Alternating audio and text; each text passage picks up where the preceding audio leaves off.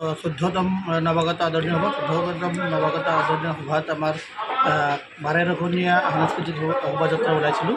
তাতে বিভিন্ন গ্ৰুপ হৈছে, প্ৰায় ১৮টা গ্ৰুপ হৈছে, বিভিন্ন কালচাৰেল হেৰিবিলাক দেখুওৱা হৈছে।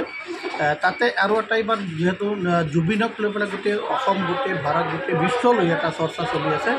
জুবিনৰ মৃত্যুটো এটা ৰহস্যৰ আৱৰ্তত আছে, এইটো এতিয়ালৈকে ফাদিল হোৱা নাই। আমি সকলোৱে এইটো মানে ন্যায়টো সকলোৱে বিচাৰিছোঁ যে ন্যায়টো হ'ব লাগে। গতিকে আমাৰ সেই বাকী কালচাৰেল ইভেণ্টবিলাকৰ লগত গ্ৰুপবিলাকৰ লগত মিলাই জুবিনৰ এটা শ্ৰদ্ধাঞ্জলি আৰু ন্যায় বিচাৰি এটা ৰূপ ওলাইছিলে। আৰু আচলতে এইটোৱে সত্য হয় যে ইমান দিন হৈছে, ১ মাহৰ ওপৰত হৈছে, এতিয়ালৈকে জুবিনৰ মৃত্যুৰ ৰহস্যটো এতিয়ালৈকে ওলোৱাগৈ নাই। কেনেকুৱা এটা আচৰিত কথা হৈছে, ইমান এটা মানে চৰকাৰ থকাৰ পিছত, ইমান গাম্ভীৰ্যপূৰ্ণ চৰকাৰ থকাৰ পিছতো ন্যায়টো এতিয়ালৈকে শুদ্ধটো কোনটো শুদ্ধ, বেলেগে বেলেগে কিবা কিবি মত দি আছে। গতিকে এইটো আমি আমাৰ ল'ৰা ছোৱালীয়ে এইটো এটা মানে সিহঁতে দাবী কৰিছে যে জুবিনৰ যিটো মৃত্যু ঘটাটো এইটো ফাদিল হ'ব লাগে আৰু ন্যায়টো পাব লাগে।